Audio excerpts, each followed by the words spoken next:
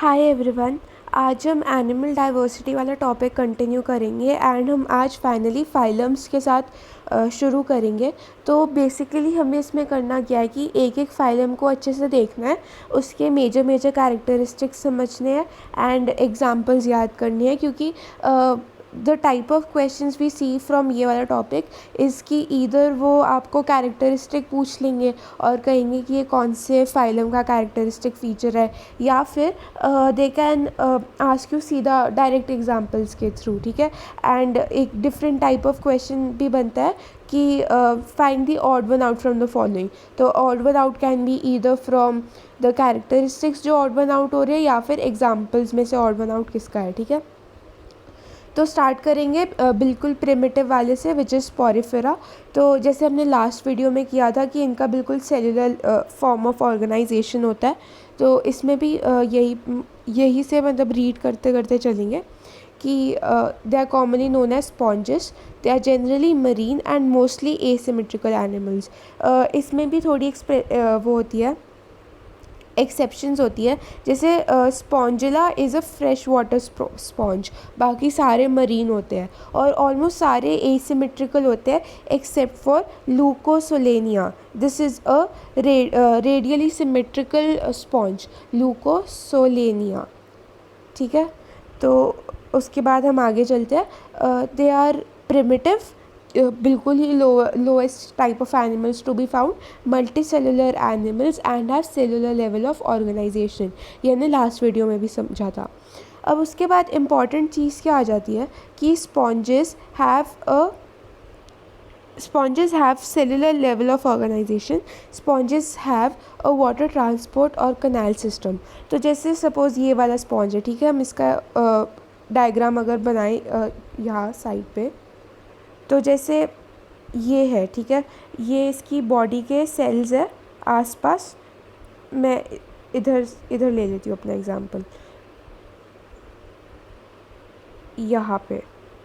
तो suppose this is the main body इसके यहाँ पे ना छोटे छोटे होल्स होंगे which are known as ostia, OSTIA, ostia. And इसके यहाँ पे एक बड़ा सा होल होता है, तो ऑस्टिया के थ्रू वाटर अंदर एंटर करता है ऐसा, और फिर वो ऑस्क्यूलम के थ्रू बाहर चला जाता है। क्योंकि ये तो बिल्कुल ही प्रिमिटिव फॉर्म है, इनके पास तो कोई ऐसा नर्व्स आर्टरीज वाला सिस्टम है नहीं जो बिल्कुल ही सिस्टमैटिक हो। तो ये सिस्टम होता है इनका, और इनका मेजरली आप बॉडी देखो तो ये ऐसे अगर मैं बनाऊँ इसको, तो ये मूव नहीं कर सकते, ये बिल्कुल सिसाइल होते हैं। सिसाइल का मतलब ऐसा नीचे इनका एक रिजिड सा स्टैंड होता है, वो उसके ऊपर ही लगे रहते हैं, like they can't move, they are immotile. तो फिर यहाँ पे जैसे छोटे छोटे पोर्स होंगे, और जैसे इसको स्पॉन्ज कहते ही इसलिए क्योंकि आप अगर स्पॉन्ज देखोगे तो it has like water holding capacity, right. उसमें इतने होल्स होते हैं, वो वाटर को सोक कर लेता है। तो सिमिलरली पॉरीफेरा में बाहर ऐसे छोटे छोटे होल्स होंगे। बाहर वाली ओपनिंग्स को हम कहेंगे, छोटी वाली ओपनिंग्स को कहेंगे ऑस्टिया, और बड़ी वाली को कहेंगे ऑस्क्यूलम। उसके अलावा यहाँ पे अंदर की तरफ ना ऐसे कॉलर शेप्ड सेल होता है, ऐसा लगा होता है इसको।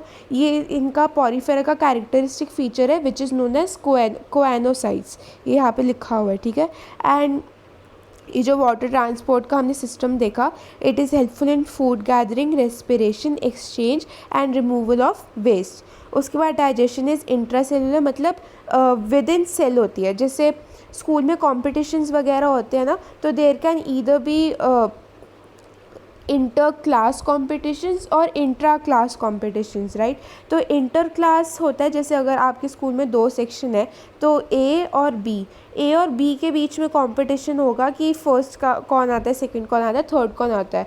अगर वो इंट्रा क्लास होता है तो ए सेक्शन के अंदर अंदर हमें फर्स्ट सेकंड थर्ड निकालने होता है, दैट इज़ इंट्रा क्लास। तो वही फ़र्क होता है। तो अगर उन्होंने बोला कि डाइजेशन इज़ इंट्रा सेलुलर, तो मतलब एक सेल के अंदर ही, मतलब सेलुलर लेवल पे ही डाइजेशन होती है। इनका कोई वेल डेवलप्ड सिस्टम कुछ नहीं होता, बस एक वाटर ट्रांसपोर्ट का सिस्टम होता है, वो भी ऐसा कोई बहुत ही एडवांस नहीं है, बस एक होल से पानी अंदर आता है, दूसरे होल से बाहर चला जाता है।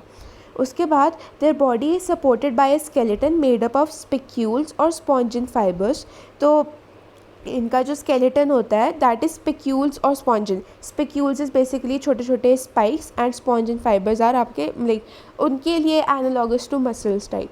तो उसके बेसिस पे भी हम different type of sponges discuss करते हैं, बट आई थिंक इस लेवल पे ये रेलेवेंट बिल्कुल नहीं है। हम ये भी कर ले, ये भी मोर देन इनफ है for SSC exams, but for NEET के लिए, नीट वगैरह के लिए ये एनसीईआरटी इज़ बहुत इंपॉर्टेंट, इसको बहुत ही इन डेप्थ पढ़ना पड़ता है।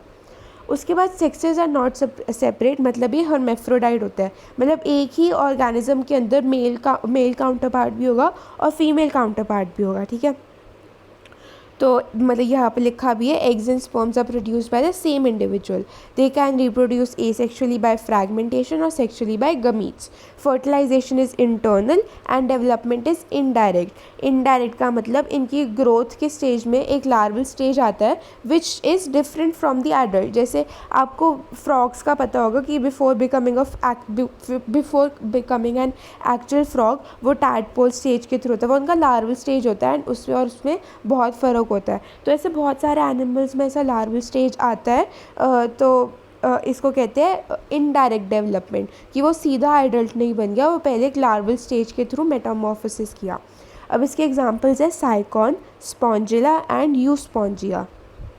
इम्पॉर्टेंट है, ये हम बार बार वीडियो में वापस आते रहेंगे एग्जांपल्स, ताकि आपको इस वीडियो के एंड तक खुद ही याद हो जाए। साइकॉन, स्पॉन्जिला एंड यूस्पॉन्जिया। तो आप यहाँ पे देखो, इन्होंने सारे बना के भी दिए हुए हैं। ये है साइकॉन, ये है साइकॉन, ये है स्पॉन्जिया, यूस्पॉन्जिया, एंड ये है स्पॉन्जिला, ठीक है। उसके बाद हम आगे नेक्स्ट फाइलम पे आते हैं, विच इज़ फाइलम सीलेंट्रेटा, या फिर इसको आप निडेरिया भी कह सकते हो। तो हमने लास्ट वीडियो में भी डिस्कस किया था कि थोड़ी बहुत एवोल्यूशन चलती रहती है, हर स्टेप पे ऑलमोस्ट कुछ ना कुछ तो नया मिल ही रहा है। तो जैसे सेलुलर लेवल था तो वो पॉरीफेरा था, अब हमें सीलेंट्रेटा में क्या एडवांसमेंट देखने को मिलती है कि यहाँ से सेलुलर लेवल हट के अब tissue level of system organization मिलता है हमें यहाँ पे। तो इसको रीड करते हैं। Mostly aquatic, can be sessile और फ्री लिविंग, जैसे नीचे देख सकते हो ये वाला सेसाइल है क्योंकि ये बंधा हुआ है यहाँ से, एंड ये फ्री स्विमिंग है। These are radially symmetrical animals. तो उसके बाद निडेरिया नेम कहाँ से आता है, इनके पास इनका कैरेक्टरिस्टिक फ़ीचर है ये नीडोब्लास्ट। जैसे पॉरीफेरा का कैरेक्टरिस्टिक फ़ीचर था कोवेनोसाइट्स या कॉलर सेल्स, इसके पास नीडोब्लास्ट होता है। तो ये ना इसका एपरेटस है, लाइक ये सेल इसके अंदर एम्बेडेड होगा, और ये जो ऐसा शूटिंग सिस्टम है ना, ये ऐसे निकलता है एंड बिल्कुल एक लैसो की तरह किसी चीज़ को कैप्चर करने में या पकड़ने में यूज़ होता है। तो this is known as cnidoblast, and इसी वजह से नाम निडेरिया आता है। तो it contains the stinging capsules और nematocyst present on the tentacles of the body, can be use for anchorage, defence और for the capture of pray.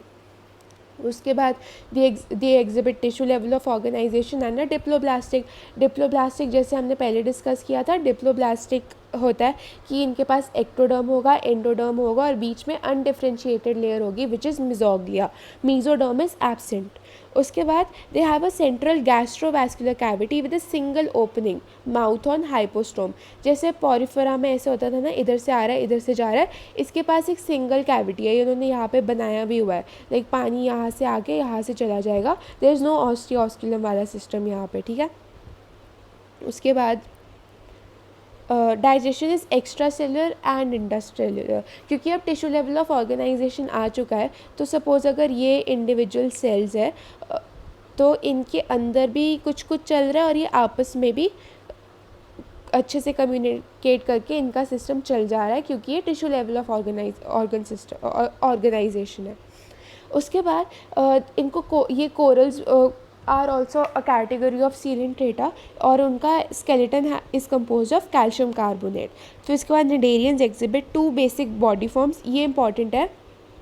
ये होता है कि ना जैसे होता है कि एक फॉर्म है पॉलिप एंड एक फॉर्म है मेड्यूसा। तो polyp can form medusa A sexually and medusa can form polyp sexually, ठीक है। तो ये उसको कहते हैं ऑल्टरनेशन ऑफ जनरेशन। यहाँ से मतलब ये 2 जनरेशन इनकी एग्जिस्ट करती है, इनका फॉर्म ऑफ प्रोडक्शन अलग अलग है। ये एक इम्पॉर्टेंट कैटेगरी है सीलेंट्रेटा की। अब इसके हम एग्जांपल्स पे आते हैं। फाइसेलिया, अडैम्सिया, पेनाटिला, गॉर्गोनिया, मियांड्रीना, हाइड्रा, अडैम्सिया, ठीक है। अब हम क्योंकि यहाँ पे है, हम विल ट्राई टू रिमेंबर पॉरिफेरा के एग्जाम्पल्स। पॉरिफेरा के मेरे को याद है 3 एग्जाम्पल्स थे, एक था साइकॉन, एक था यूस्पोंजिया और एक था स्पॉन्जिला। ठीक है, तो आप भी बार बार ट्राई करो कि आप बिना देखे एग्जांपल्स याद करो। उसके बाद इसमें आपको सारे इंपॉर्टेंट नहीं है, वैसे ये सेकंड नेम्स अगर आपको याद हो जाते तो well and good. Mainly important है हाइड्रा और Adamsia. Adamsia is your jellyfish, ठीक है, sorry sea anemone is your Adamsia. तो मतलब Hydra, Adamsia, Physalia, Pennatula, Gorgonia and Meandrina, like 6 examples and मेरे को ये सारे याद है। आई होप वीडियो के एंड तक आपको भी याद हो जाए। Will see as we go, ठीक है। अब हम आते हैं फाइलम टीनोफोरा पे। तो ctenophores are commonly known as sea walnuts और कॉम्ब चिलीज़। ये सब छोटे छोटे से होते हैं तो इसलिए इनको सी वॉलनट्स या कॉम्ब चिलीज़ कहा जाता है। कॉम्ब चिलीज़ क्यों कहा जाता है? क्योंकि ये जो आप ग्रीन ग्रीन देख रहे हो, ये इनके पास 8 कॉम्ब प्लेट्स होती है बाहर की तरफ। ये इनका कैरेक्टरिस्टिक फ़ीचर है एंड ये तो मूवमेंट के लिए तो इनको ज़रूरी है ही, क्योंकि इनको पानी में तैरना है। और ये एक्सक्लूसिवली मरीन होते हैं, इसमें कोई एक्सेप्शन नहीं होती है। रेडियली सिमेट्रिकल है, हम क्लियरली देख ही रहे, ये तो रेडियली सिमेट्रिकल ही होगा।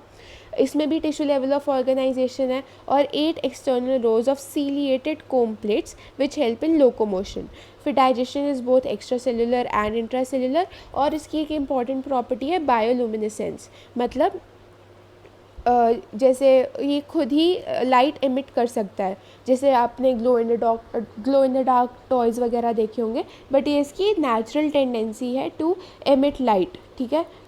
तो इसको कहते हैं बायोलुमिनेसेंस। और फिर ये भी हर्मेफ्रोडाइट्स होते हैं और reproduction takes place only by sexual means. इसके सिर्फ 2 ही एग्जाम्पल्स है, pleurobrachia and ctenoplana. Pleurobrachia and ctenoplana. तो अभी तक हमने किया है कि पॉरिफेरा के हमने 3 एग्जाम्पल्स याद किए, निडेरिया के हमने 6 एग्जाम्पल याद किए और टीनोफोरा के 2 याद किए।